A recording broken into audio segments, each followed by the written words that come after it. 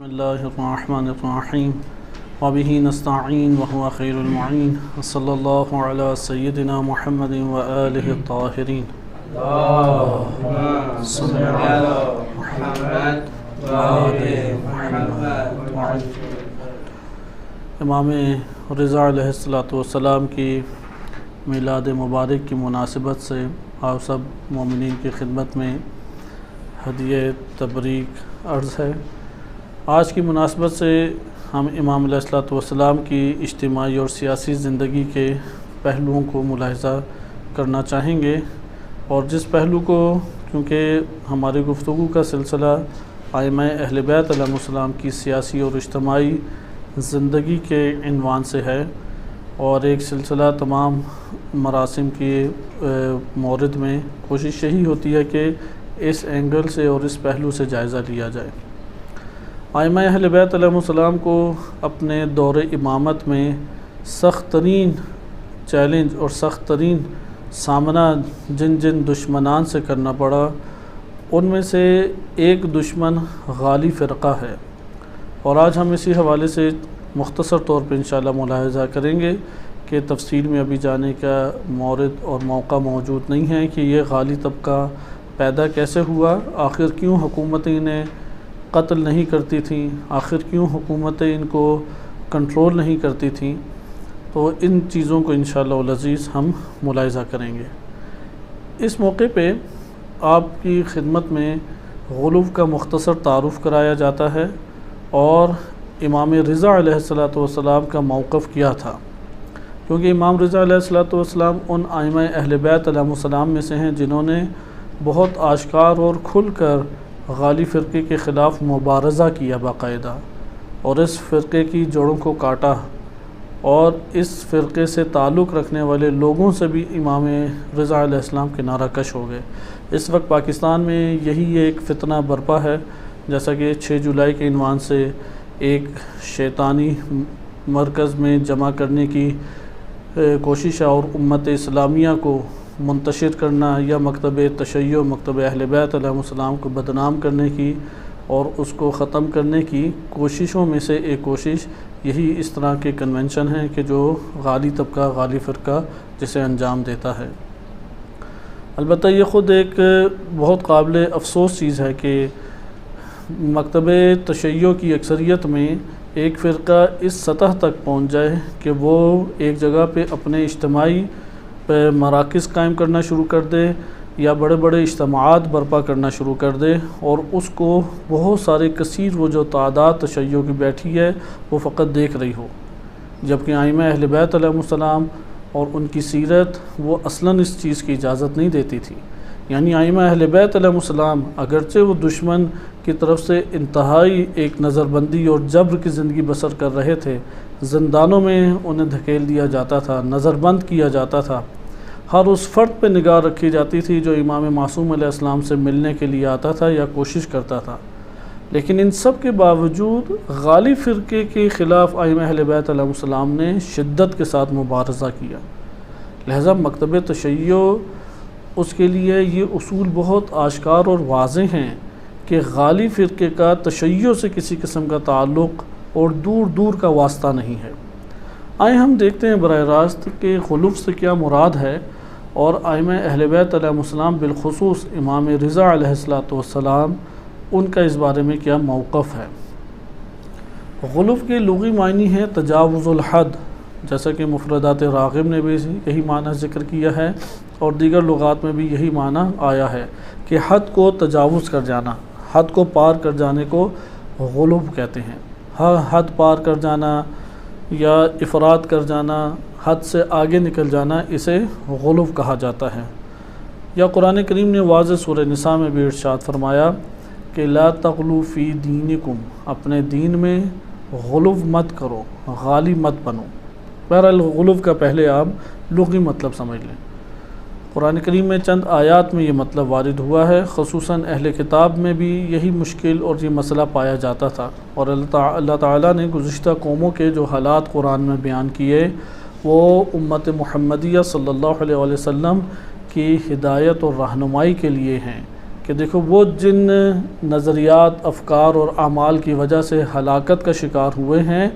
تم ان افکار، نظریات اور اعمال کو انجام مت دو۔ بس لغتاً غلو کہتے ہیں غین، لام، واو، یہ اس کے حروف اصلی ہیں، یعنی ناقص واوی ہے۔ تجاوز الحد یا حد کو پار کر دینا، یعنی آپ ایک حد قرار دیں، اس کو پار کرنا کیا کہلائے گا؟ غلو۔ اسی سے پانی میں ابال کو کہتے ہیں غلیان،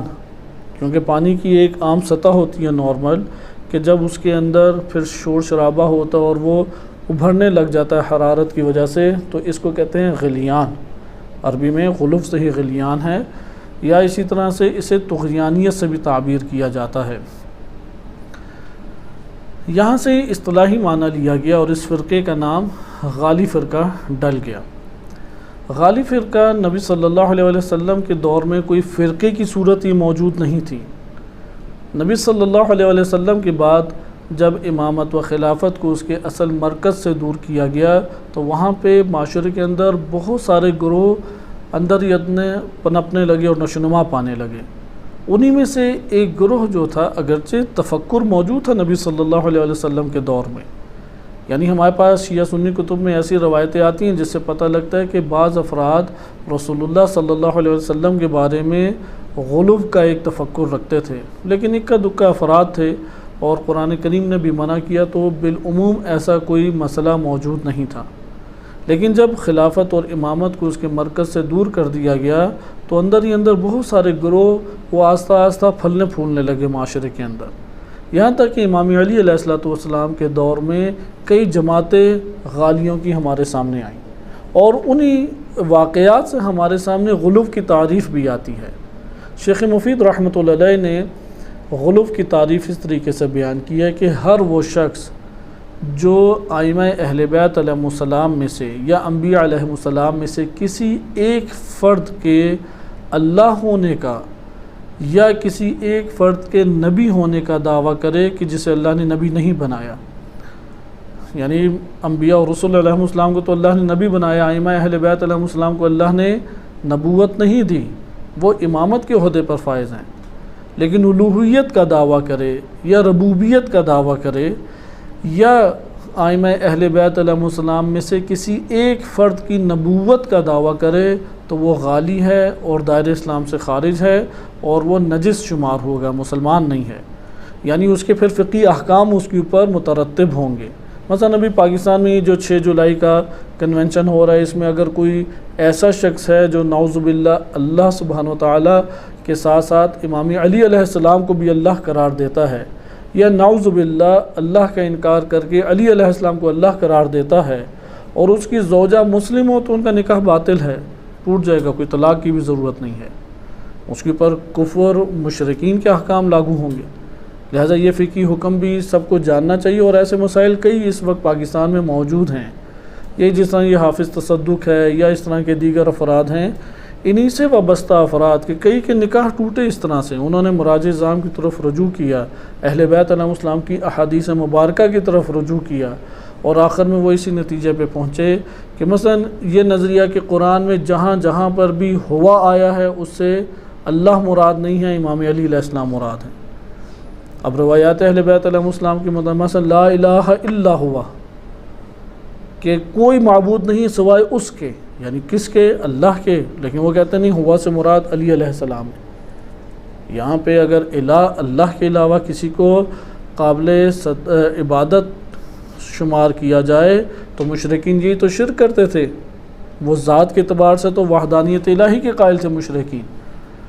وہ تو افعال کے اعتبار سے کہتے تھے کہ اللہ تعالیٰ ہی سارے افعال چلا رہا ہے اور یہ واسطہ ہیں افعال کے لیے بت جو ہم نے گاڑے ہیں۔ ان کا پہلا شرک عبادت میں جنم لیتا تھا، پہلا شرک، لہذا وہ عبادت بتوں کی کرتے تھے اور اللہ کے ساتھ ساتھ بتوں کو بھی قابل عبادت سمجھتے تھے۔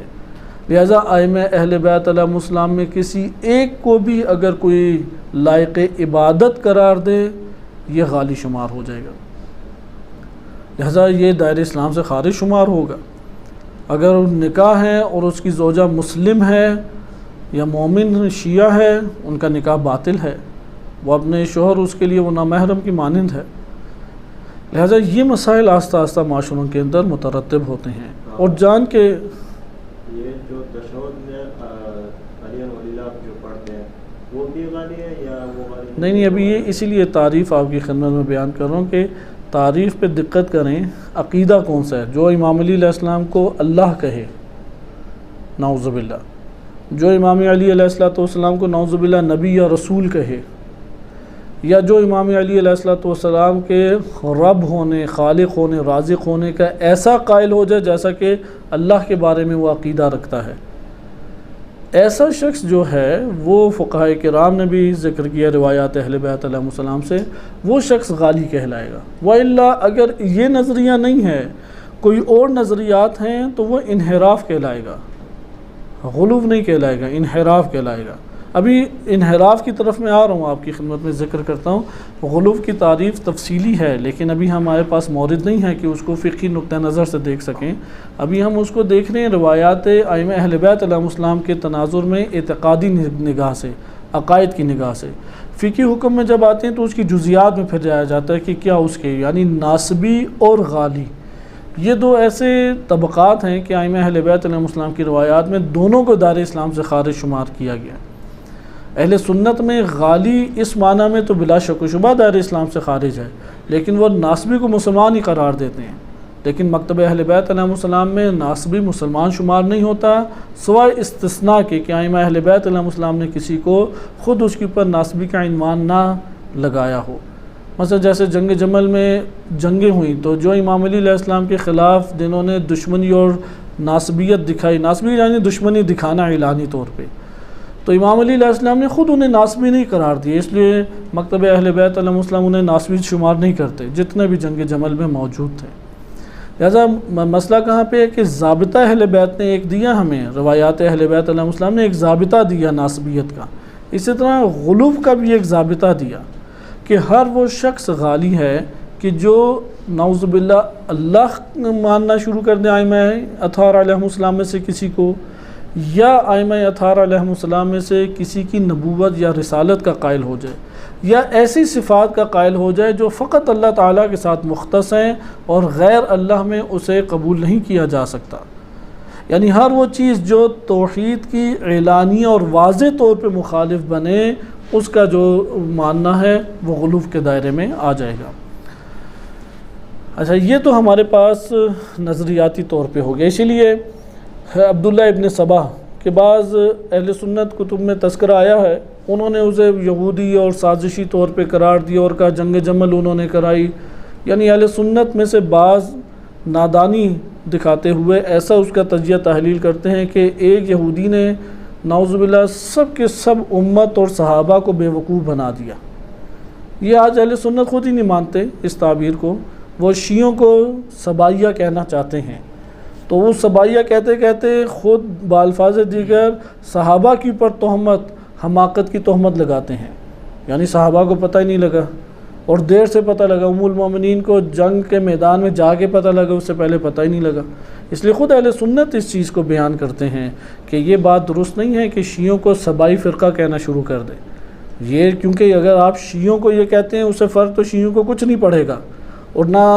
محققین اور اہل سنت نے قبول کرنا ہے، لیکن اس سے ایک فرق ضرور پڑے گا، آپ صحابہ پہ تہمت کا سبب باندھ رہے ہیں، آپ صحابہ پہ تہمت لگا رہے ہیں، اس کا یہ مطلب ہے. لیکن عبداللہ ابن سبا ایک شخصیت تھی، کیونکہ اس کے مد مقابل بعض شیعہ علماء جیسا علامہ مرتضیٰ عسکری رحمۃ اللہ علیہ کہ کئی ان کی تصانیف ہیں، انہوں نے یہ کوشش کی کہ یہ ثابت کریں کہ عبداللہ ابن سبا ایک خیالی اسطورائی شخصیت تھی، اس کا تاریخ میں کوئی حقیقی واقعہ موجود نہیں ہے، یہ شخصیت گھڑی ہے اہل سنت نے شیعوں کو بدنام کرنے کے لیے، جبکہ حقیقت یہ نہیں ہے. ہمارے پاس صحیح سند روایات ہیں، متعدد روایات ہیں، کتب اربع میں بھی روایات وارد ہوئی ہیں، رجال کشی میں بھی روایات وارد ہوئی ہیں، جس میں سبائی فرقے اور اس کے گروہ کی خبر ملتی ہے کہ امیر المومنین علیہ السلام کے پاس بعض افراد لائے گئے. وہ یہ اہل سنت میں بھی معتبر طرق سے آئی ہیں روایت. وہ یہ کہتے تھے کہ علی علیہ السلام رب ہیں. اچھا، کس معنی میں رب؟ ایک دفعہ تو رب سید اور آقا اور غلام کے مقابلے میں ہوتا ہے، اس معنی میں رب نہیں کہتے تھے. اور یہ ایک افسوس کی چیز ہے کہ ہمارے ہاں بعض اہل منبر وہ رب کی اصطلاح اس معنی میں کسی بھی بندے کے ذہن میں نہیں ہے، وہ تعویلیں شروع کر دیتے ہیں۔ کوئی مسئلہ نہیں ہے، کوئی علی رب کہتا ہے، مسئلہ نہیں ہے۔ دیکھو سورہ یوسف میں بھی تو عزیز مصر کو رب کہا گیا یا بادشاہ کو رب کہا گیا، تو یہ بیکار تعویلیں ہیں۔ آپ یہ دیکھیں معاشرے میں ایک عام بندہ جب لفظ رب کہتا ہے وہ آقا اور سید کے معنی میں کہتا ہے یا اس معنی میں کہتا ہے کہ جو خلق کر رہا ہے، جو رزق دے رہا ہے، جو پوری کائنات کو چلا رہا ہے، اس معنی میں رب کہتا ہے۔ اور اس معنی میں وہ رب کہا کرتے تھے، وہ کہتے تھے امام علی علیہ السلام کو انت ربنا، تم ہمارے رب ہو۔ تو امام نے کہا کہ توبہ کرو، استغفار کرو۔ غصے اور غضب میں امام آ گئے، انہوں نے استغفار کرنے سے انکار کیا، امام نے انہیں پھر بند کر دیا۔ یہ بند کرنا بتاتا ہے کہ یہ مرتد فطری تھے۔ مرتد کی دو قسمیں ہیں، ملی ہے اور فطری ہے۔ اچھا، کیونکہ جو مرتد ملی ہے اسے موقع نہیں دیا جائے گا، توبہ کے جو فرصت دی جائے گی مرتد فطری ہے۔ مرتد فطری جو ہے اس کو موقع دیا گیا اور 3 دن کے لیے بند کیا گیا، توبہ کریں، کھانا پینا بند کریں گے، تھوڑی سے سرزنش کریں گے، سمجھائیں بجھائیں گے۔ انہوں نے نہیں مانا۔ جب انہوں نے نہیں مانا تو امام علیہ السلام نے پھر بتایا کہ تم پھر اس طرح آگ میں جلو گے۔ شدید ترین سزا انہیں دکھلائی، گڑھا کھودا، دیکھ رہے ہیں وہ آگ لگائی گئی گڑھے میں، تب بھی دیکھ رہے ہیں، تب بھی نہیں مانے۔ پھر امام علیہ السلام نے کہ مضامین مختلف ہیں، قتل کر کے جلا دیا، اور بعض کے مطابق اسی کے اندر انہیں سزائے موت دی اور جلا کے ان کو ہلاک کیا گیا۔ اہل سنت میں بعض اس کے اوپر اعتراض کرتے ہیں کہ جلا کے کسی کو نہیں مارنا چاہیے۔ بہرحال مکتب اہل بیت علیہ السلام اور اہل سنت کی نظر میں بھی صحابہ میں، کیونکہ عبداللہ ابن عباس نے ادھر اعتراض کیا۔ عبداللہ ابن عباس 9-10 سال کی عمر تھی جب نبی صلی اللہ علیہ وسلم کی رحلت ہوئی، اور ان کو سب کی سب احادیث کا علم نہیں تھا۔ امام علی علیہ السلام ہیں کہ جنہیں تمام روایات کا علم ہے، اور ان کے سینے میں اللہ نے معدن قرار دیا، ان کے سینے کو تمام اپنے علوم الہیہ اللہ نے اس معدن میں قرار دیے ہیں۔ خلاصہ کلام، شدید ترین سزا دی گئی،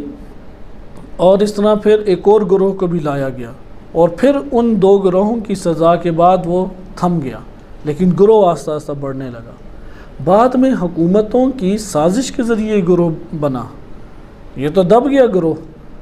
اس کے پیچھے بھی ایک سازشی عناصر موجود ہیں، اس کے پیچھے بھی۔ بہرحال سخت ترین سزا سے یہ پتہ لگا کہ اس نوعیت کے نظریات رکھنے والوں کی سزا کیا ہے۔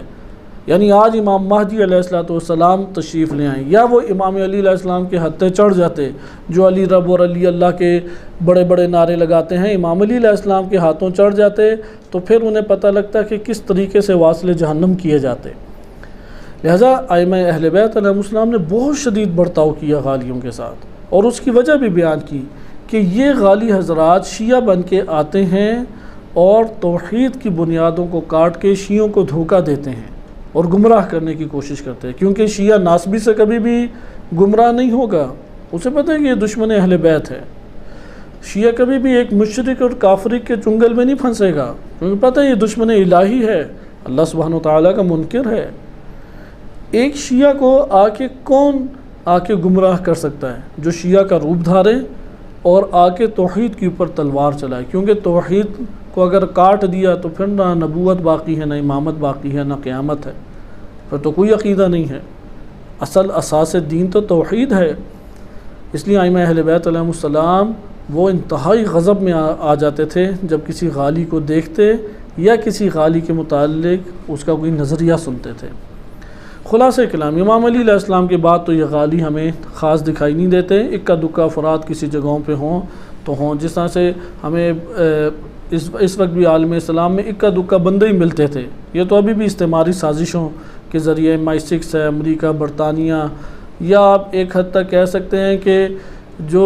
دشمنان اہل بیت علیہ السلام ہیں وہ جان کے اس فرقے کو ہوا دیتے ہیں۔ اس لیے ہم نے نہیں دیکھا ہوگا کہ کوئی طالبان یا داعش وغیرہ کی طرف سے ان کے اوپر کبھی حملہ ہوا ہو، حکومت پاکستان نے ان کے اوپر ہاتھ ڈالا ہو، ان کے اجتماعات اور مراکز ہیں ان کو بند کیا ہو۔ حالانکہ جو توحید کے اوپر حملہ کریں وہ تو رسول صلی اللہ علیہ وسلم کی رسالت پہ حملہ کرنے سے زیادہ سنگین گناہ ہے. یعنی توہین رسالت سے بڑا جرم توہین الہی ہے، اللہ سبحانہ وتعالیٰ کی توہین کرنا ہے، اس لیے اس سے بڑا جرم ہے یہ. لیکن اس کے مرکز اور اجتماعات کو برپا کرنے کے لیے کوئی بھی ادھر شور نہیں مچاتا، کوئی روک تھام کی کوشش نہیں کرتا. اس کی وجہ کیا ہے؟ وہ امام رضا علیہ السلام نے بیان کی ہے. کیونکہ یہ لوگ اس طرح کے پروگرام منعقد کر کے اور اس طرح کے افراد کو نشر کر کے در حقیقت لوگوں کو بتانا چاہتے ہیں کہ یہ ہے تشیع، اور اس طرح سے دین حق اور دین اہل بیت علیہ السلام سے دور کرتے ہیں. کیونکہ اگر یہ چہرے سامنے آ جائیں تو کون دین حق اور دین اسلام کی طرف آئے گا؟ یعنی دین اسلام کی صحیح ترجمانی کرنے والا مکتب ہر دور میں حقیقی مکتب تشیع رہا ہے، لہذا وہ اس کے چہرے کو داغدار کرنے کے لیے یہ عمل انجام دیتے ہیں. خلاصہ کلام، امام علی علیہ السلام کے بعد حکومتوں نے جان بوجھ کے ان فرقہ جات کی سرپرستی کی اور باقاعدہ ان کو نشو و نما دی، باقاعدہ ان کے لیے اہتمام انہوں نے کیا اور ان کو مکمل تحفظ دے کے ان کے نظریات کو امت اسلامیہ میں آشکار کرنا شروع کیا، جس کی وجہ سے لوگ ائمہ اہل بیت علیہ السلام کے خلاف دور ہوتے. حتیٰ کہ ایسا ہونے لگا اسی دور میں، امام علی علیہ السلام کے دور کے بعد اموی اور عباسی خلفاء کے دور میں ایسا ہونے لگا کہ بعض جو ناصبی اہل سنت تھے وہ خود جان بوجھ کے غلو کے اوپر حدیثیں گھڑتے اور گھڑنے کے بعد بندہ خریدتے اور اس کے ذریعے سے پھر شیعوں کے اندر عام کرا دیتے، اس کو پھیلا دیا کرتے تھے. اور اس کی طرف امام رضا علیہ السلام نے اشارہ بھی کیا. میں آپ کی خدمت میں تیزی سے چند روایات پڑھتا ہوں اور ان روایات سے آپ کو انشاءاللہ تعالی اس کا اندازہ ہوگا کہ امام رضا علیہ السلام اس کو کس طرح سے دیکھتے تھے اور اس کے بارے میں کیا نظریہ امام علیہ السلام رکھتے تھے. ہمارے پاس اس موضوع پہ صحیح سند روایات ہیں، یعنی کوئی یہ نہیں کہہ سکتا یہ غلو کے موضوع کی پر جو روایتیں ہیں وہ صحیح سند نہیں ہیں. میں پہلے آپ کی خدمت میں وہ روایتیں پڑھ جو کاملاً صحیح سند ہیں، اور اس کے بعد دیگر وہ روایات آپ کی خدمت میں پیش کی جاتی ہیں کہ جن کا ازالہ انہی روایات کے ضمن میں معنی کے ایک دوسرے سے تطابق اور معنی کا ایک دوسرے سے مشترک ہونے کی بنیاد پہ ہو جاتا ہے. رجال کشی میں روایت نقل کی گئی ہے کہ محمد بن قولوی نے یہ روایت نقل کی ہے سعد بن محمد بن عیسیٰ سے، اور انہوں نے یونس سے. وہ کہتے ہیں سمعت رجل من طیارہ. طیارہ غالیوں کا گروہ ہے، غالیوں کے پھر کئی گروہ بنے، ان میں سے ایک مفوضہ بھی تھا. مفوضہ جو ہے، مفوضہ تفویض یہ یاد رکھیں. دو پوائنٹ اور بہت اہمیت کے حامل ہیں، اس کو ذہن نشین کرنا بھی ضروری ہے. پہلا نقطہ یہ غلو کے درجات ہیں. کس درجے کا غلو جو ہے دین اسلام سے خارج کرتا ہے، اس طرف توجہ رہے. وہ درجہ جہاں پہ توحید کا انکار لازم آتا ہے اس درجے کا، یا نبوت کا انکار لازم آتا ہے اس درجے کا غلو دائرہ اسلام سے انسان کو خارج کرتا ہے. یہ ایک ضابطہ ہے. ہر وہ درجہ غلو جو توحید کے آشکار منافی ہو اور عقیدہ نبوت کے آشکار منافی ہو، وہ انسان کو دائرہ اسلام سے خارج کر دیتا ہے. اس کے بعد نیچے کے درجے میں آ جائیں. نیچے کے درجے میں بھی بعض غلو والی چیزیں ہم کہہ سکتے ہیں، لیکن وہ انحراف کہلائے گا. اس سے دائرہ اسلام سے خارج تو نہیں ہوگا، لیکن فکری طور پہ وہ انسان فاسد کہلائے گا. جس طرح سے دین میں تبدیلیاں پیدا کر دینا، تبدیلیاں پیدا کر کے اس کو مقابل میں قرار دے دینا. صحیح. جیسے میں مثال کے طور پہ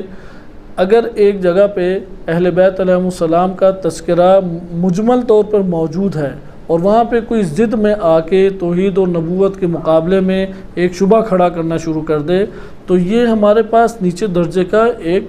غلو آئے گا، لیکن اس سے دائرہ اسلام سے خارج نہیں ہوتا. یا اسی طرح کوئی شخص قبر امام علی علیہ السلام پہ جاتا ہے اور وہاں پہ سجدہ شکر مثلاً کرے تو عیب نہیں ہے، وہ تعظیمی سجدہ کرتا ہے. اب تعظیم جو ہے اس درجے کی کہ کسی کو سجدہ کیا جائے، یہ اللہ تعالیٰ کے ساتھ مختص ہے. اچھا، اس نے امام علی علیہ السلام کو معبود نہیں قرار دیا، وہ صرف ان کی تعظیم بجا لا رہا ہے. لیکن تعظیم کا مسئلہ، آپ تعظیم کرتے ہیں، احترام کے ساتھ کھڑے ہو جاتے ہیں، تعظیم کرتے ہیں کہ وہاں پہ کوئی ادھر ادھر کی اونچی آواز میں باتیں نہیں کرتے، تعظیم کے طریقے ہیں۔ مثلا قرآن کریم کی تعظیم یہ ہے کہ اسے نعوذ باللہ پاؤں سے ٹھڈے نہ مارے جائیں، توہین ہے یہ قرآن کی۔ اسی طریقے سے تعظیم قرآن کی کرنی چاہیے، اس کو بلند جگہ پہ رکھیں، اسے پاکیزہ جگہ پہ رکھیں، اس کو احتیاط سے آپ اٹھائیں، جب پڑھ رہے ہوں تو ٹیک دیوار سے نہ لگیں، آداب ہیں اس کے۔ اب یہ تعظیم فقط وجہ لا رہا ہے، معبود نہیں قرار دے رہا، اللہ نہیں قرار دے رہا، رب نہیں قرار دے رہا،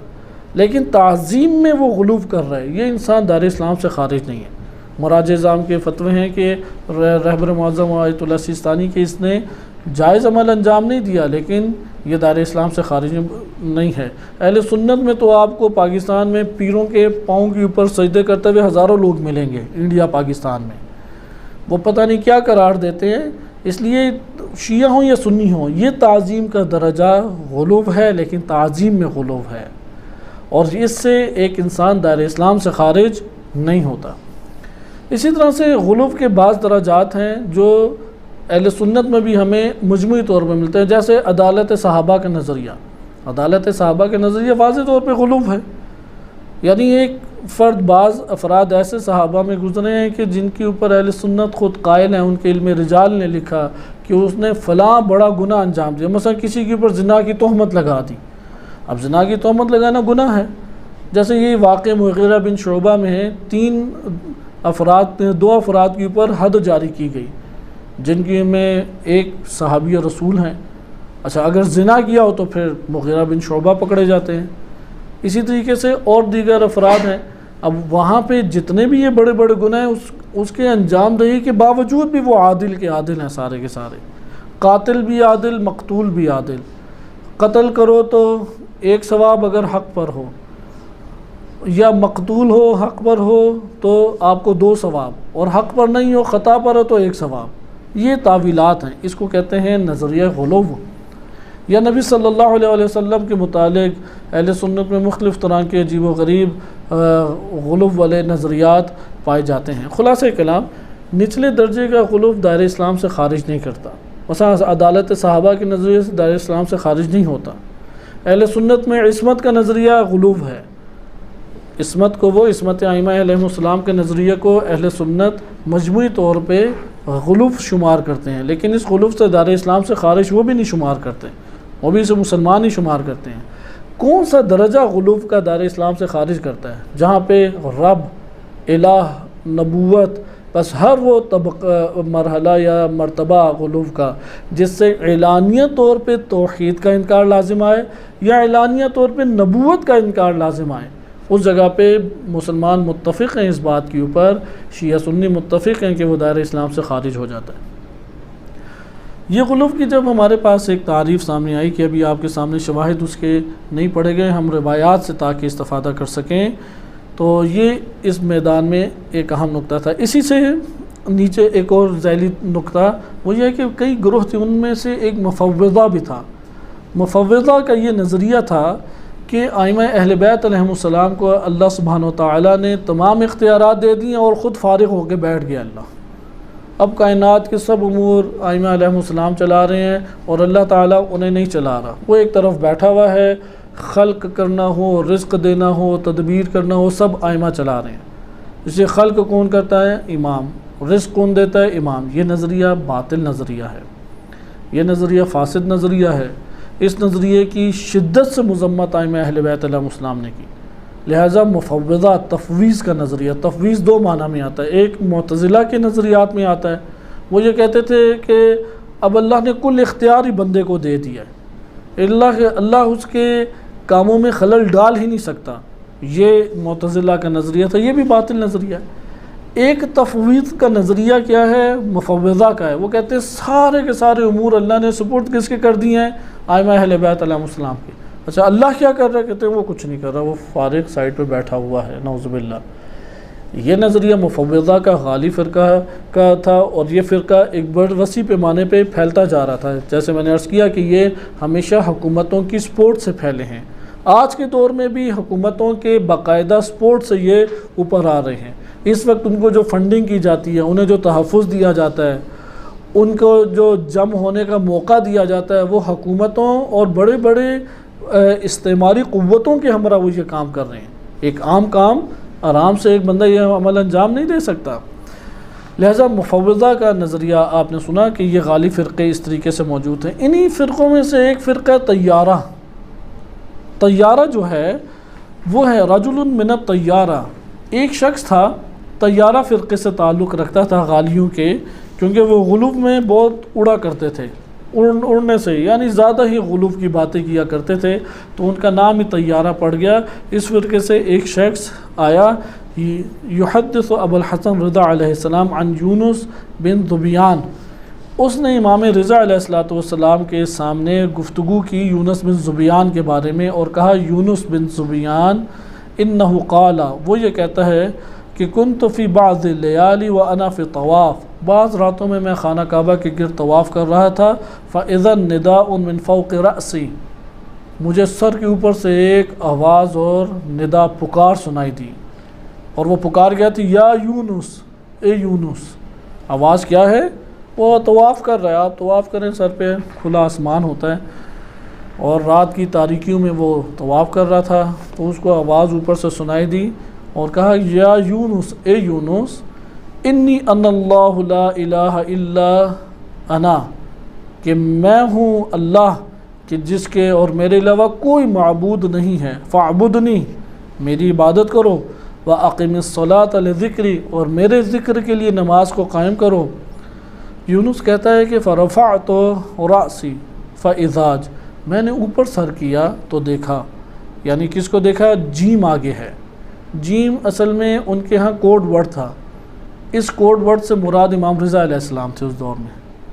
اس نے دیکھا کہ یہ تو امام رضا علیہ السلام کی آواز تھی، وہ مجھے کہہ رہے ہیں کہ نعوذ باللہ نعوذ باللہ، انی ان اللہ لا الہ الا انا فاعبدنی واقم الصلاۃ لذکری۔ امام رضا علیہ السلام نے جیسے ہی یہ لفظ سنا فغضب ابو الحسن غضبا، امام رضا علیہ السلام شدید ترین غصے میں آ گئے، لم یملک نفسہ، وہ اپنے ہاتھ سے ان کے یعنی غصہ قابو نہیں کیا جا رہا تھا، اتنا شدید غصہ، اپنے نفس کے اوپر انہیں قابو نہیں آ رہا تھا، اتنا شدید غصہ آیا۔ ثم قال اخرج عنی، جس شخص نے سنایا وہ طیارہ فرقے سے تھا، کہا کہ میرے پاس سے دفع ہو جاؤ، نکل جاؤ، لعنک اللہ ولعن من حدثک، تیرے پہ بھی اللہ کی لعنت ہو اور جس نے تجھے یہ بتایا اس پر بھی اللہ کی لعنت ہو، ولعن یونس بن ذبیان الف لعنت، اور یونس بن ذبیان پہ 1000 لعنتیں ہوں، تتبعها الف لعنہ کل لعنت منها تبلغ الى قعر جہنم، اور ان 1000 لعنتوں کے پیچھے اور 1000 لعنتیں ہوں، اور ہر لعنت اس کو اور تجھ کو پہنچا دے جہنم کے تک پہنچا دے، جہنم کے گڑھوں پہ تجھے پہنچا دے۔ اشہد ما ناداہ الا شیطان، میں گواہی دیتا ہوں کہ اس کو جس نے ندا دی ہے وہ شیطان ہے، شیطان خبیث ہے کہ جس نے اس کو یہ بہکایا اور وسوسے ڈالے ہیں۔ اما ان یونس مع ابی خطاب فی اشد العذاب مقرونان ہے، ابو الخطاب وہ ایک گروہ کا سربراہ تھا، رئیس تھا، غالیوں کا رئیس تھا، یہ آزاد معاشرے میں پھرتے تھے، مامون پکڑ کے شیعوں کو قتل کیا کرتا تھا، ہارون شیعوں کو قتل کرتا تھا، انہیں کبھی کوئی قتل نہیں کرتا تھا۔ اس لیے امام رضا علیہ السلام سے جو اگلی روایت ہے آپ اسے توجہ سے ملاحظہ کیجئے گا کہ ابو الخطاب کے ساتھ شدید ترین عذاب میں یہ شکار ہوگا۔ وَأَصْحَابُهُمَا إِلَى ذَلِكَ الشَّيْطَانُ مَعَ فِرْعَوْنَ وَآلِ فِرْعَوْنَ وَأَشَدِّ الْعَذَابِ، اور ان دونوں کے جو اصحاب ہیں وہ اسی شیطان کے ساتھ فرعون اور آل فرعون کے ساتھ شدید ترین عذاب میں مبتلا ہیں۔ سمعت ذَلِكَ مِنْ أَبِي، میں نے یہ اپنے والد محترم سے سنا، امام رضا علیہ السلام فرماتے ہیں۔ فقال یونس، یونس کہتے ہیں وہ راوی، فقال الرجل عن عنده فما بلغ الباب الا 10 خطا حتى سرع مغشيا عليه فدقا رجعه وحمل میتا، کہ وہ شخص اٹھا ہے، کیونکہ امام نے اسے بد دعا دی، وہ اٹھا ہے اور ان کا گھر کا دروازہ پار کر کے ابھی 10 قدم نہیں چلا تھا تو ادھر ہی بے ہوش ہو کے گرا، منہ کے بل گرا اور مر گیا، اور مردہ حالت میں پھر اسے اٹھا کے لے کے گئے۔ آپ نے یہ ملاحظہ کیا کہ کس طریقے سے امام علیہ السلام ان سے دشمنی برتتے تھے اور کس طریقے سے امام علیہ السلام ان سے برتاؤ کرتے تھے، یعنی شیعت کو دشمنوں سے دشمنی کرنے کے طریقے آنے چاہیے۔ اگر ہماری صفوں میں کوئی دشمن ہے اس سے کیسے دشمنی کریں؟ اس کا طریقہ کار مکتب اہل بیت علیہ السلام کو آنا چاہیے۔ اگلی روایت آپ دیکھیں، یہ بھی عیون و اخبار رضا میں ہے اور یہ بھی صحیح سند روایت ہے کہ اس میں ابو سلط الہروی وہ بیان کرتے ہیں امام رضا علیہ السلام سے کہ وہ کہتے ہیں میں نے پوچھا امام رضا علیہ السلام سے یبن رسول اللہ ما شیء یحکیہ عنکم الناس، کہ لوگ آپ کے بارے میں بعض باتیں کرتے ہیں، آپ کے بارے میں بعض چیزوں کو حکایت بیان کرتے ہیں۔ امام نے کہا ما ہوا، وہ کیا باتیں ہیں؟ قلت، ابو سلط ہروی کہتے ہیں میں نے کہا یقولون، وہ کہتے ہیں انکم تدعون ان الناس لکم عبید، کہ آپ یہ دعویٰ کرتے ہیں آپ اہل بیت کہ سب کے سب لوگ ہمارے غلام ہیں۔ فقال، امام رضا علیہ السلام نے فرمایا اللہم فاطر السماوات والارض عالم الغیب والشہادہ، بار الہ، آسمانوں اور زمین کا خلق کرنے والا تو ہے، فاطر السماوات والارض، بار الہ تیری ذات ہے کہ جو غیب اور شہادت کو جانتی ہے، اس کا عالم ہے، انت شاہد، تیری ذات شاہد ہے، بأنی لم اقل ذالک قط، میں نے آج تک یہ جملات اپنے منہ سے ادا نہیں کی، ولا سمعت احدا من آبائی، نہ میں نے اپنے آباء و اجداد ائمہ اہل بیت علیہ السلام میں سے کسی ایک فرد سے یہ الفاظ سنے ہیں، قالہ قط، کہ انہوں نے کبھی یہ کہا، وَأَنْتَ الْعَالِمُ بِمَا لَنَا مِنَ الْمَظَالِمِ عِنْدَ هَذِهِ الْأُمَّةِ، اے اللہ تو جانتا ہے، تیرے علم میں ہے کہ اس امت نے ہمارے اوپر کیا کیا مظالم اور ظلم و ستم ڈھائے ہیں، وَإِنَّ هَذِهِ مِنْهَا، اور یہ ظلم و ستم ان میں سے ایک ظلم ہے۔ یعنی یہ جو 6 جولائی کو اجتماع کر رہے ہیں غالی حضرات، یہ ائمہ علیہم السلام کے اوپر ظلم و ستم ڈھالنے والے ہیں، یہ ائمہ اہل بیت علیہ السلام کے دشمن ہیں، ان کے ارادوں کو، ان کے اہداف کو، ان کے مقاصد کو ناکام کرنے والے ہیں۔ لہذا امام رضا علیہ السلام کے دشمنوں میں سے یہی دشمن ہے کہ جو ایک اس اجتماع کے ساتھ آ کے جڑ جائیں گے اور مکتب اہل بیت علیہ السلام کی جڑیں کاٹنا چاہتے ہیں۔ لہذا آپ نے ملاحظہ کیا کہ وہ ان ہذہ منہا، یہ جو تہمتیں لگاتے ہیں افراد، انہی تہمتوں میں سے یہ ظلم بھی ہے، یہ ظلم ہے ہمارے اوپر۔ ثم اقبل علیہ، پھر امام علیہ السلام میری طرف بڑھے، فقال یا عبد السلام، کہ اے عبد السلام، اذا کان الناس کلہم عبیدنا علی ما حکوہ عنا، کہ اگر تمام کے تمام لوگ ہمارے ہی غلام ہیں جیسا کہ یہ لوگ حکایت کرتے ہیں، فممن نبیعہم، تو پھر ہم نے انہیں کس کو فروخت کیا ہے؟ صحیح ہے، پھر کون ہے کہ جن کو ہم فروخت کریں؟ یعنی ان کی ملکیت تو پھر ہمارے پاس ہونی چاہیے، پھر تو یہ ہمارے ہاتھ میں ہونے چاہیے۔ صحیح، ان میں سے کسی کے ساتھ ہم نے اس طرح کا معاملہ نہیں، یعنی اس کو دلیل دی کہ لوگوں کی باتیں جو ہیں وہ من گھڑت ہیں، اگر غلام ہمارے ہوتے، ہمارے پاس ہوتے تو پھر ان کی ملکیت ہمارے ہاتھوں میں ہونی چاہیے تھی۔ فقلت یا ابن رسول اللہ صدقت، آپ نے درست بیان کیا اور آپ نے سچ کہا۔ پھر فرماتے ہیں کہ یا عبد السلام، امنکر انت لما اوجب اللہ عز وجل لنا من الولایہ کما ینکرہ غیرک، کہ اے عبد السلام، کیا تم بھی اسی طریقے سے کہ اللہ نے جو ولایت ہمارے، اللہ عز و جل نے جو ولایت ہمارے لیے قرار دی ہے، تم اس کے منکر ہو جس طرح دیگر لوگ منکر ہیں؟ تو قلت معاذ اللہ، کہ اللہ مجھے محفوظ رکھے کہ میں منکر نہیں ہوں، انا مقر بولایتکم، میں آپ کی ولایت کا اقرار کرتا ہوں۔ یعنی وہ جو غالی حضرات ہیں وہ منکر ولایت امیر المومنین و منکر ولایت ائمہ اہل بیت علیہ السلام ہیں، یعنی ولایت کنونشن کا نام رکھ کے وہ انکار ولایت کو انجام دے رہے ہیں۔ یہ امام رضا علیہ السلام فرما رہے ہیں۔ اس لیے ابو سلط ہروی کو کہا کہ تم ہماری ولایت کے معتقد ہو یا نہیں ہو؟ اس نے کہا میں معتقد ہوں، میں ایسی باتیں نہیں کرتا۔ یعنی اس جملے کے ذریعے سے امام رضا علیہ السلام فرما رہے ہیں کہ یہ جو ولایت کے نعرے لگا کے ہمارے اوپر ظلم ڈھاتے ہیں اور ہمارے سے دشمنی کرتے ہیں، یہ گویا کہ ہمارا انکار کر رہے ہیں۔ اس لیے تم ان کے انکار کرنے والوں کے عقیدے کے حامل تو نہیں ہو کہیں؟ اس نے کہا کہ یا امام نہیں، میں ان غالیوں سے بیزار ہوں،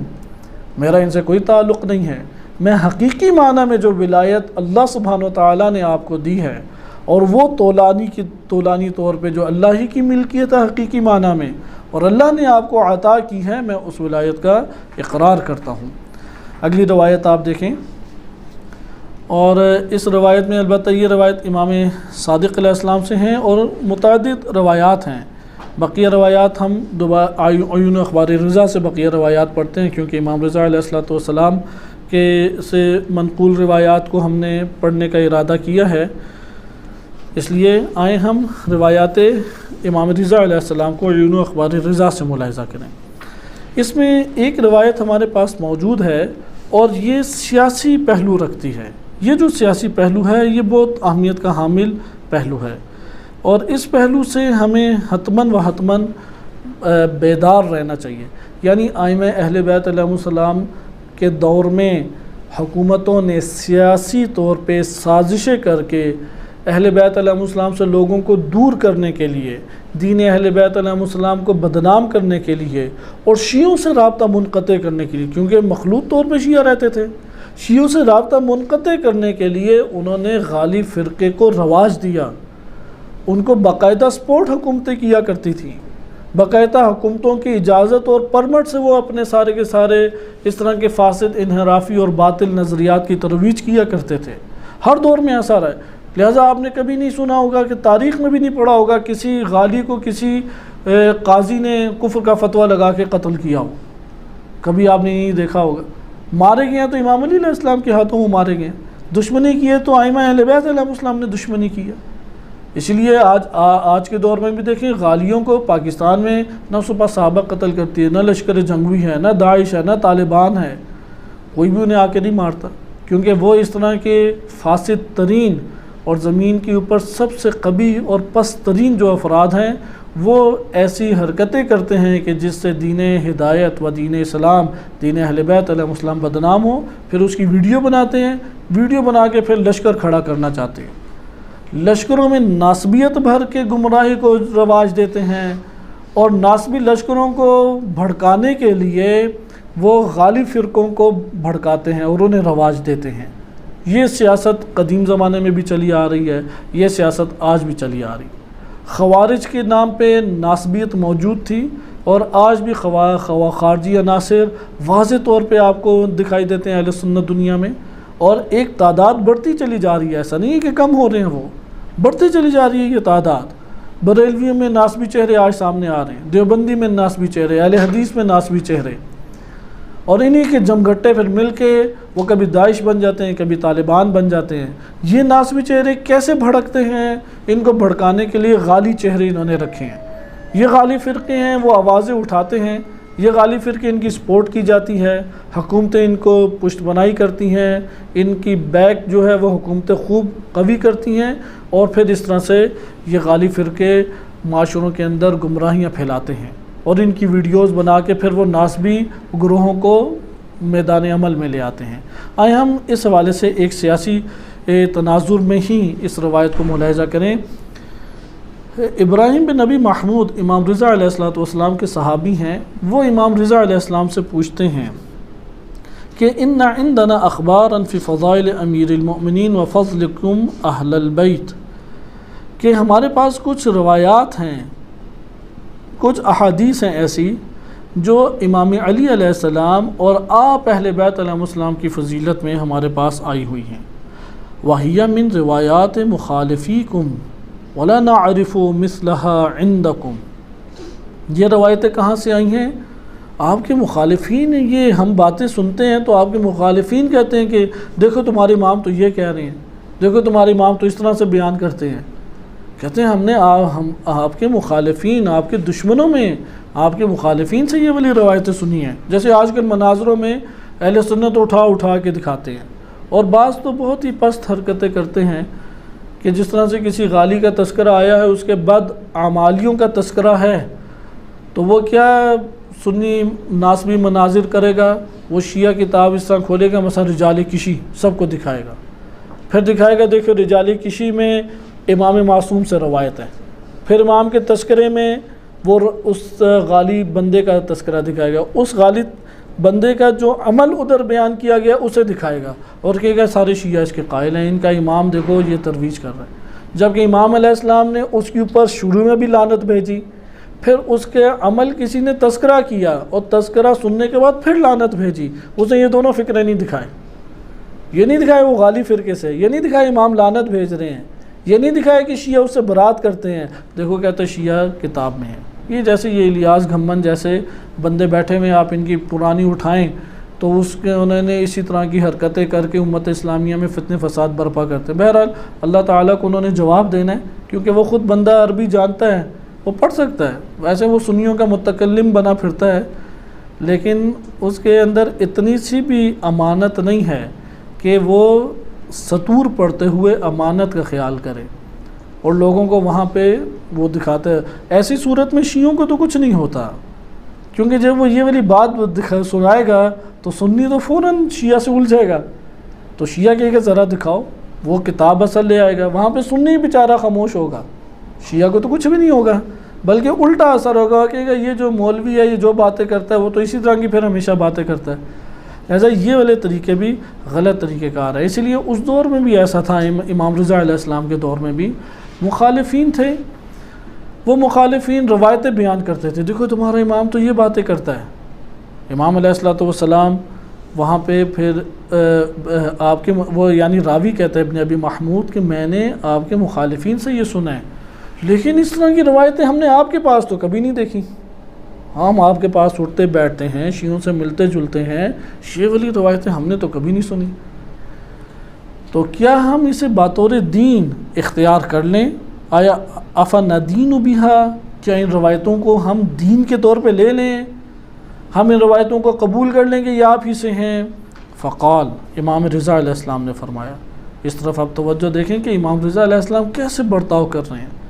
یعنی واقعاً آج امام وقت امام زمان علیہ السلام ہوتے اور یہ نصیریوں کا اور غالیوں کا جھمگٹا ولایت کنونشن کے نام سے ہو رہا ہوتا، آپ مجھے بتائیں کہ کس طرح سے امام مہدی علیہ السلام ان سے برتاؤ کرتے؟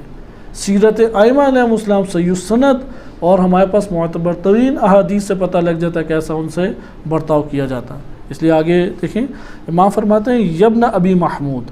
لقد اخبرانی ابی عن ابی ہے، کہ میرے والد نے اپنے والد سے بیان کیا، انہوں نے اپنے جد سے عن جد ہی، اور وہ یعنی امیر المومنین علیہ السلام یہ فرماتے ہیں ان رسول اللہ صلی اللہ علیہ وآلہ، نبی صلی اللہ علیہ وآلہ وسلم نے فرمایا ہے، قال من اصغى الى ناطق، اگر کوئی بولنے والا جو گفتگو کر رہا ہو اس کی باتوں کو کوئی کان لگا کے توجہ سے سنے، فقط عبدہ، تو اس نے اس کی عبادت کی۔ یہ دیگر کتب میں بھی ہمارے آئے، عیون اخبار رضا کے علاوہ دیگر کتب میں بھی یہ وارد ہوا ہے، اس نے اس شخص کی باتیں کرنے والے کی کیا کی؟ عبادت کی۔ پھر آگے فرماتے ہیں فَإِن كَانَ النَّاطِقُ عَنِ اللَّهِ عَزَّ وَجَلَّ فَقَدْ عَبَدَ اللَّهَ، اگر بولنے والا اللہ عز و جل کی باتیں کر رہا ہے، اللہ کی تعلیمات بیان کر رہا ہے، اللہ سبحانہ و تعالیٰ کے دین کو بیان کر رہا ہے، اس نے اللہ کی عبادت کی۔ پھر لیکن فَإِن كَانَ النَّاطِقُ عَنْ إِبْلِيسَ، اگر کوئی ابلیسی تعلیمات کی ترویج کر رہا ہے، بولنے والا گمراہ ہے اور گمراہی کی ترویج کر رہا ہے، فقط عبد ابلیس، اس نے شیطان کی عبادت کی۔ ثم قال الرضا علیہ السلام، پھر امام رضا علیہ السلام فرماتے ہیں یبن ابی محمود ان مخالفین وضعوا اخبارا فی فضائلنا، ہمارے مخالفوں نے گھڑی ہیں روایتیں، جعل کی ہیں، اتنی روایتیں تو تاریخ اسلام میں آج تک کبھی نہیں گھڑی گئی جتنی آج کے دور میں گھڑی جا رہی ہیں۔ پتہ نہیں عجیب و غریب کتابوں، انوار تجلیات، تجلیات ولایت، اس طرح کے من گھڑت حوالے، یا بہار اور الکافی کے ان بالکل من گھڑت حوالے، اور اس طرح کے من گھڑت حوالے کے عوام تک اب اصلاً تبلیغ ہی نہیں ہے، وہ دین پہنچایا ہی نہیں گیا، وہ جو کتابوں میں ائمہ اہل بیت علیہ السلام کا وہ دین ظاہر نہیں کیا گیا، اس کا نتیجہ کیا ہے وہ مشوش ہوتے ہیں۔ اب گھڑنے کے لیے تو پوری لابی بیٹھی ہوئی ہے، پوری مشینری کام کر رہی ہے، امریکہ، برطانیہ، MI6 اور دیگر بیٹھے ہوئے ہیں۔ لہٰذا اس جگہ پہ دیکھیں امام کیا فرما رہے ہیں، امام فرماتے ہیں ان مخالفین وضعوا اخبارا فی فضائلنا، ہمارے فضائل میں انہوں نے حدیثیں گھڑی ہیں۔ جیسے آپ ابھی خطبۃ البیان اٹھا کے دیکھیں، وہ آپ کو 10ویں ہجری میں نظر آتا ہے، اس سے پہلے ہے ہی نہیں، پوچھیں کہ یار 10 یعنی 1000 سال تو یہ خطبہ نہیں ہے، اب کہاں سے یہ خطبہ آ گیا؟ اب اس کو آگے پیچھے کر کے سندیں اس طرح جوڑیں، فلان جوڑیں، اس طرح کریں۔ محدثین انکار کر رہے ہیں، علماء انکار کر رہے ہیں، لیکن ادھر ہی امامہ پوش افراد ایسے بیٹھے ہوئے ہیں کہ جو دشمنوں کے عزائم پورے کرنے کے لیے انہیں سب سے قوی سند بیان کر رہے ہیں۔ وہ کہتے ہیں وہ ہمیں تو عالم نے بتایا ہے، یہ تو دیکھو فلاں کتاب میں لکھا ہے۔ مثلا ایک کتاب خود گھڑی گئی نہج الاسرار، اس کے اندر ڈال دیا، کہو تو نہج الاسرار میں لکھا ہوا ہے، وہ تو رجب برسی صاحب نے لکھا ہے فلاں کتاب میں۔ لہذا اس طرح کے ہمارے دشمنوں نے حدیثیں گھڑی اور وہ فضائل پہ گھڑ کے ڈال دی۔ پھر آگے فرماتے ہیں وَجَعَلُوهَا عَلَى 3 أَقْسَامٍ، انہوں نے 3 قسموں کی حدیثیں گھڑی ہیں اور انہیں 3 قسموں میں قرار دیا ہے۔ پہلی قسم احدها الغلو، پہلی حدیثوں کا مجموعہ کیا ہے؟ غلو۔ دوسرا والثانی التقصیر فی امرنا، ہمارے امر میں تقصیر کرنا، یعنی ہمیں بٹھانے کے لیے عیوب و نقائص ہمارے دکھانا۔ تقصیر یعنی ائمہ اہل بیت علیہ السلام کی طرف عیوب اور نقائص کو ثابت کرنے کی کوششیں کرنا۔ نمبر 3 وثالثها التصریح بمثالب اعدائنا، کہ ہمارے جو دشمن ہیں ان کے عیوب، نقائص، جرائم وہ اعلانیہ طور پہ بیان کیے جاتے ہیں، اور ان ہمارے دشمنوں سے یہ امت کے افراد کی اکثریت وہ محبت رکھتی ہیں، اور جب ان دشمنوں کے اعلانیہ طور پہ مصالب اور ان کے نقائص آشکار کیے جاتے ہیں صراحت کے ساتھ، تو پھر وہ ہمیں گالیاں دیتے ہیں ہمارے ناموں کے ساتھ۔ یعنی التصریح بے مصالب اعدائنا، یہاں پہ عدو بمعنی قول میں بھی دشمنی ہو سکتی ہے، نظریے میں دشمنی ہو سکتی ہے۔ جیسا کہ نبی صلی اللہ علیہ وسلم کے بعد اختلاف پڑ گیا تو وہاں پہ آپس میں اختلاف پڑا، جیسے جنگ جمل میں دشمنی ہوئی یا نہیں؟ محبتیں تو نہیں تھی نا۔ اسی طرح جنگ صفین میں دشمنی ہوئی یا نہیں؟ دشمنیاں ہوئی ہیں ادھر۔ جنگ نہروان میں دشمنی ہوئی یا نہیں؟ ان 3 جنگوں میں یا تو لڑنے والا صحابی ہے یا لڑنے والا تابعی ہے، کوئی اور تو طبقہ پایا نہیں جاتا عالم اسلام میں، ہے ہی نہیں، موجود ہی نہیں ہے۔ تبع تابعی تو اس کے بعد آیا، لہذا یا صحابی ہے یا تابعی ہے، اور اس لیے دشمنی ہوئی۔ اب ان دشمنیوں کے نتائج کیا نکلے؟ اس نتائج میں یہ والے اختلافات پڑ گئے جیسے آج بھی کے دور میں، اور اس کا علاج کیا ہے؟ وہ یہ ہے جو رہبر معظم نے بتایا کہ ایک دوسرے کے مقدسات کا احترام کرو۔ وہ یہ نہیں کر سکتے کہ جنگ جمل کے مسئلے کے اندر جو اختلاف برپا ہوا وہ اختلاف ختم کر دیا جائے تعویل گھڑ کے، یہ تو نہیں ہو سکتا۔ جنگ صفین کے اندر جو قتل و غارت ہوئی، اس قتل و غارت کو تعویل آپ گھڑ کے حجاب کے دائروں میں لیں اور پوشیدہ کر دیں، یہ نہیں ہو سکتا۔ ہاں یہ ہو سکتا ہے ایک دوسرے کے مقدسات کی توہین مت کرو، مت گالم گلوچ کرو۔ امام رضا علیہ السلام بھی یہی فرما رہے ہیں۔ لہٰذا امام فرماتے ہیں تیسری حدیثیں انہوں نے ایسی گھڑی،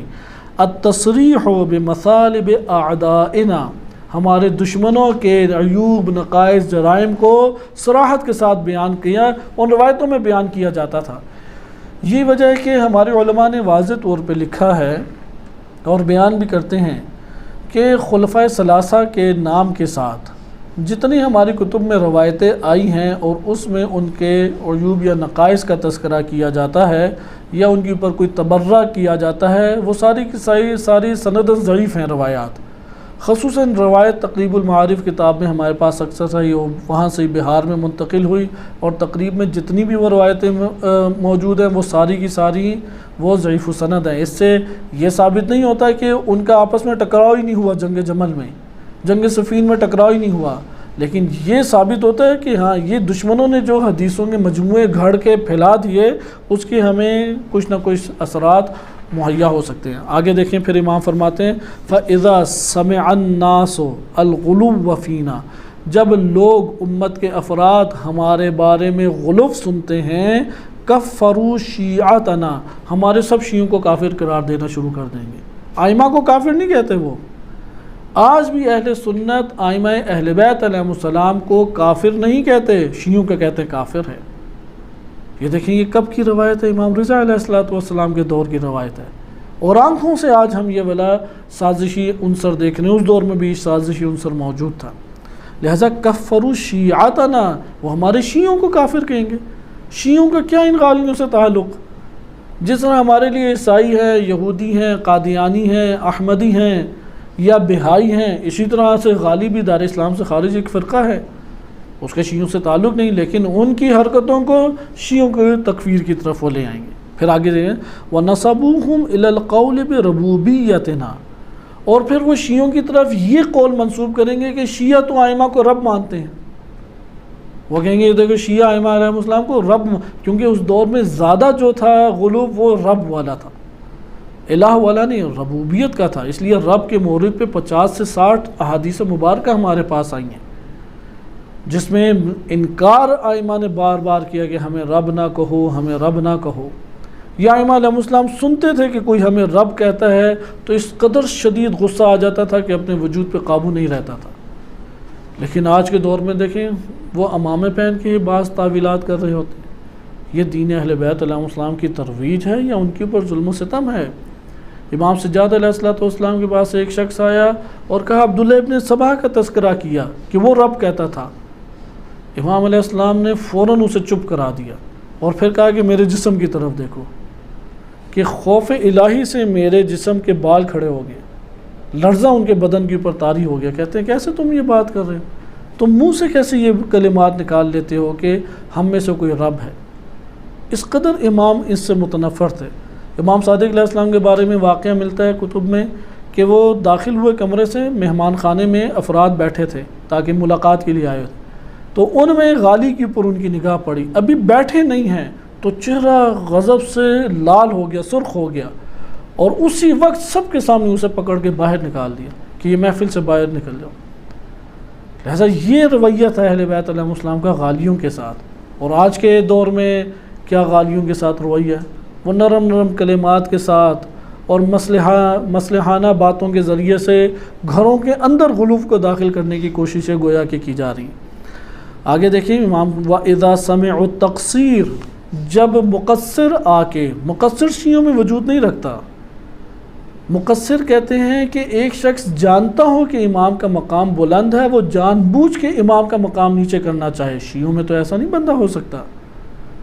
لہذا یہ دشمنان میں ہمارے ہو سکتا ہے، مخالفین میں جو عقیدے میں مخالف ہیں، جیسے اہل سنت عقیدے میں مخالف ہیں، بعض عقائد میں مشترک عقائد 90% شیعہ سنی کے مشترک عقائد ہیں، وہ 10-15% جو مختلف اختلافی عقائد ہیں اس میں مخالف شمار ہوتے ہیں۔ مخالفین میں بعض یہ کرتے ہیں کہ وہ اس قوم میں بیٹھے ہوتے ہیں یار کسی طرح امام علی علیہ السلام کے بارے میں کوئی نقص پتہ لگ جائے، اہل سنت اس کا اعتراف کرتے ہیں، لہٰذا وہ کہتے ہیں جب وہ تقصیر کرتے ہیں ہماری، یعنی ہمیں ہمارے مقام سے نیچے لا کے لوگوں کے سامنے ظاہر کرتے ہیں، جیسے یہ بہت سارے اہل سنت ممبروں میں یہ کام ہو رہا ہوتا ہے، شیعہ حضرات کے اندر شیعہ جو ایک دوسرے کو تقصیر کا کہتے ہیں یہ بالکل باطل بات ہے۔ مکتب تشیع میں کوئی مولوی مقصر نہیں ہے، کوئی ذاکر مقصر نہیں ہے، غالی فرقہ موجود تھا، اسی لیے آپ روایات اہل بیت اٹھا کے دیکھیں آپ کو شیعوں کے اندر مقصر کے بارے میں اس طرح نہیں ملے گا، سوائے امام حسن عسکری علیہ السلام کی ایک روایت ہے تفسیر امام عسکری علیہ السلام میں، البرہان تفسیر القرآن میں بھی اسے تذکرہ کیا گیا ہے، سندن ہے ضعیف، اس کے اندر بعض علماء کا تذکرہ ہے، اور علماء سے بھی ادھر مراد واضح طور پہ کہا کہ ہمارے بارے میں علماء ہمارے درس پڑھتے ہیں، اب اس سے بعض نے یہ سمجھا کہ شیعہ علماء کے بارے میں بات کریں، جبکہ شیعہ علماء کے بارے میں بات نہیں ہے، کیونکہ ائمہ علیہ السلام کے دور میں ائمہ کے درس سے استفادہ کرنے صرف شیعہ علماء آتے تھے، یا سنیوں کے بھی بڑے بڑے محدثین آتے تھے، زہری ہیں امام سجاد علیہ السلام کے شاگرد، امام ابو حنیفہ ہیں وہ امام جعفر صادق علیہ السلام کے شاگرد، ائمہ علیہ السلام کے محضر سے استفادہ کرتے تھے۔ یہ علماء اس طرح کے کئی علماء اور بھی اہل سنت کے آتے تھے، وہ جب آتے تھے تو مجمع میں بیٹھے ہوئے لوگ سمجھتے تھے اصحاب امام صادق ہیں، شاید یہ اصحاب امام باقر ہیں، وہ پھر وہاں جا کے کوئی نقائص یا تقصیر کرتے تھے، تو اس کے بارے میں بعض روایات ہیں، لیکن مجموعی طور پہ مقصر موجود نہیں ہے مکتب تشیع میں۔ مقصر موجود ہے تو مخالفین میں موجود ہے جو بعض عقائد میں مکتب تشیع سے اختلاف رکھتے ہیں، وہ کیا کرتے ہیں کہ وہ ائمہ اہل بیت علیہ السلام کو کی شان گھٹاتے ہیں، چھپاتے ہیں ان کی فضیلتوں کو، ان کے بلند مقام کو نیچے گھٹاتے ہیں، اور پھر گھٹا کے لوگوں کے سامنے پیش کرتے ہیں، جب یہ گھٹا کے پیش کرتے ہیں اعتقدوہ فینا، تو وہ یہی تقصیر اور یہی جو عیوب اور نقائص ہمارے تک منسوب کیے گئے، لوگ اس کے معتقد ہونا شروع ہو جاتے ہیں، اور معتقد ہوتے ہیں تو پھر ہماری طرف آتے ہی نہیں ہیں، پھر تو عام بندہ، جیسے رسول اللہ کو عام بندہ بنا دیا جائے اور صحابی رسول کے برابر پہنچ جائے، تو پھر جہاں ٹکراؤ ہو تو وہاں یہ اختیار اپنے آپ کو دے گا، میں صحابی کی طرف رجوع کروں یا رسول اللہ کی طرف، ایسا ہے یا نہیں؟ اس لیے تقصیر کا نقصان یہ ہوتا ہے کہ پھر ابو حنیفہ بھی صحیح ہیں، امام صادق علیہ السلام بھی ٹھیک ہے، دونوں برابر فقیہ ہیں، کوئی مسئلہ ہی نہیں۔ اسی طریقے سے امام نقی علیہ السلام بھی صحیح ہیں، یحییٰ بن اقسم بھی مثلا ٹھیک ہے۔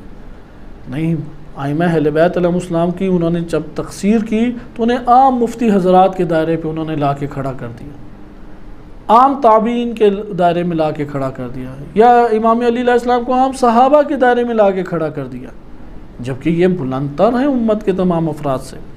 آگے دیکھیں وَإِذَا سَمِعُوا مَثَالِبَ أَعْدَائِنَا، اور جب ہمارے دشمنوں کے مصالب اور نقائص اور عیوب کو صراحت کے ساتھ یہ لوگ اور امت کے افراد سنتے ہیں، جیسے جنگ جمل میں ان کے دشمنوں کی باتیں ہیں، جنگ صفین میں ہیں، جنگ نہروان میں ہیں، یا ثقیفہ کے اس میں مورد میں جو کچھ ہوا، یا فتح کے مورد میں جو کچھ ہوا، جب اس طرح سے وہ مخالف آراء بیان کی جاتی ہیں، یا جو باتیں کتابوں میں پہنچی ہیں صراحت کے ساتھ نام لے لے کے مثلا تبرہ کیا جاتا ہے اور عیوب بیان کیے جاتے ہیں، تو پھر وہ کیا کہتے ہیں کہ وہ مصالب اعدائنا باسمائہم، ہمارے دشمنوں کے نام لے لے کے جب ان کے نقائص اور تبرہ بیان ذکر کیے جاتے ہیں، صلبون باسمائنا، تو پھر وہ ہمارے نام لے کے ہمارے عیوب و نقائص بیان کرتے ہیں۔ آپ صحابی کے اوپر وار کریں گے، وہ آ کے ائمہ علیہ السلام کے اوپر وار شروع کر دے گا۔ آپ صحابہ کے نام لے لے کے ان کے اوپر تبرہ کریں گے، وہ ائمہ کے اوپر تبرہ آہستہ آہستہ شروع کر دے گا، اور یہ خود پاکستان میں کئی ایسے واقعات ہیں۔ پاڑا چنار میں جو شیعہ سنی جنگیں شروع ہوئی ہیں، ان کی ایک اہم بنیاد وہ چھوٹے چھوٹے گروہوں کے جلوس تھے جو نعوذ باللہ حسین مرد آباد کے نعرے لگاتے تھے، آج بھی ادھر لگاتے ہیں شیعوں کو چڑھانے کے لیے۔ لہٰذا اسی طرح امام حسین علیہ السلام، عربوں کی کتنی ویڈیوز پڑی ہوئی ہیں یوٹیوب وغیرہ پہ کہ جس میں کہتے ہیں کہ یزید حق کے اوپر تھا اور حسین علیہ السلام جو ہیں وہ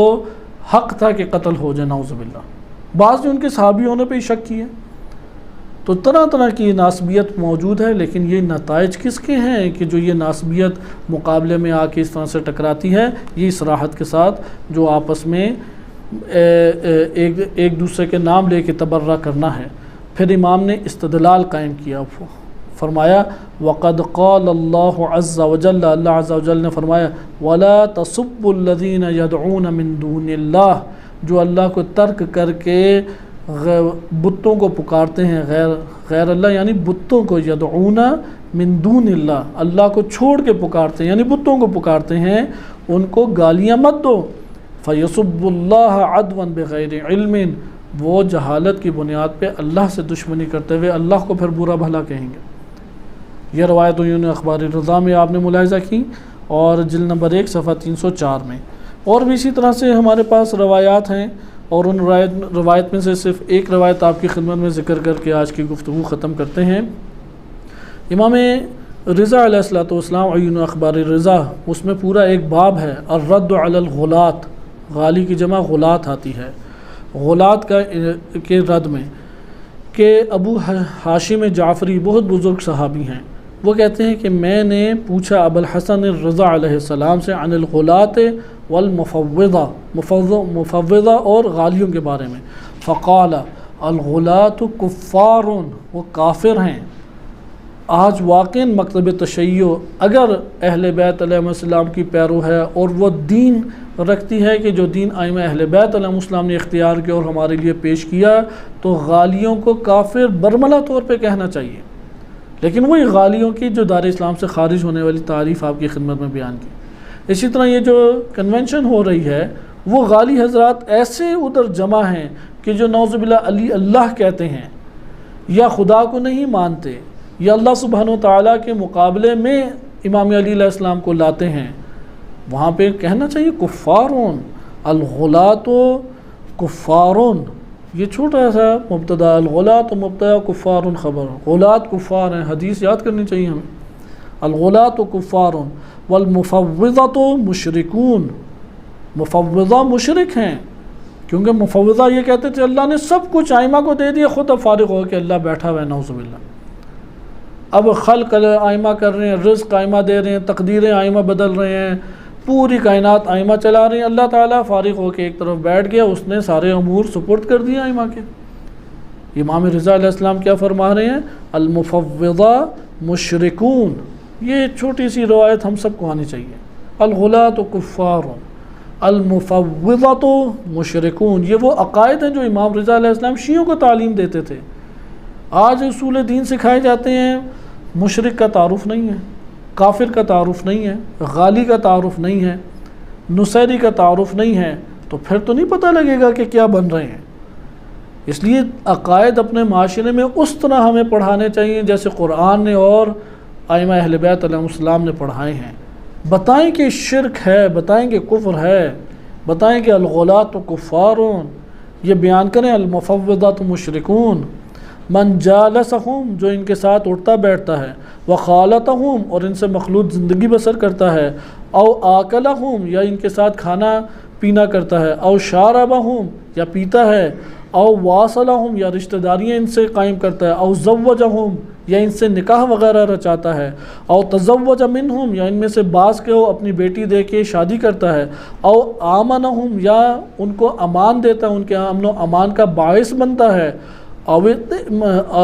ائتمنہم علی امانت، یا اپنی امانتیں ان کے پاس رکھواتا ہے، او صدق حدیثہم، یا ان کی باتوں کی تصدیق کرتا ہے، او اعانہم، یا ان کی مدد اور معاونت کرتا ہے، بشطر کلمت، اگرچہ وہ مدد ایک کلمہ نکال کے کیوں نہ ہو، مال دولت اور وہ چیزیں تو الگ، ایک کلمہ زبان سے نکال کے تعریف کا کیوں نہ ہو جس سے اس کی مدد ملتی ہو، او صدق کلمت خرج من ولایت اللہ عز وجل، ان امور کو انجام دینے والا اللہ کی ولایت سے نکل گیا، وولایت رسول اللہ صلی اللہ علیہ وآلہ، اور رسول اللہ صلی اللہ علیہ وآلہ وسلم کی ولایت سے نکل گیا، وولایتنا اہل البیت، اور ہم اہل بیت کی ولایت سے نکل گیا۔ اگر یہ کنونشن جو آج ہو رہا ہے، اس میں اگر کوئی شریک ہو، کوئی اس کا دفاع کرے، اور یہ نصاریوں اور غالیوں کا جب یہ بات محکم طور پہ پتہ لگ گئی کہ ادھر جمع ہونے والے فقط نصاری اور غالی حضرات ہیں، اور وہ نصاری اور غالی حضرات جو علی اللہ یا علی رب کے نعرے لگاتے ہیں، یا امام علی علیہ السلام کے لیے اللہ کی صفات کو ثابت کرتے ہیں اور اللہ کے مقابلے میں نعوذ باللہ لے کے آتے ہیں، تو اس صورت میں جو ان کا دفاع کرے، جو ان کی حمایت کرے، جو ان کی صفائیاں پیش کرے، جو ان کی مدد کرے، اس کا ولایت امیر المومنین و ولایت ائمہ اہل بیت علیہ السلام سے کوئی تعلق نہیں ہے، کیونکہ مکتب تشیع کے اعتقادات جو آئمہ نے تعلیم فرمائے ہیں تشیع کو، اس کا یہ ضابطہ ہے الغلاۃ کفار والمفوضۃ مشرکون۔ اس ضابطے کو ہمیں لے لینا چاہیے، انشاءاللہ تعالیٰ باقی حدیثیں کسی اور مورد میں آپ کی خدمت میں ذکر کی جائیں گی، اور صلی اللہ علیہ سیدنا محمد و آلہ الطاہرین۔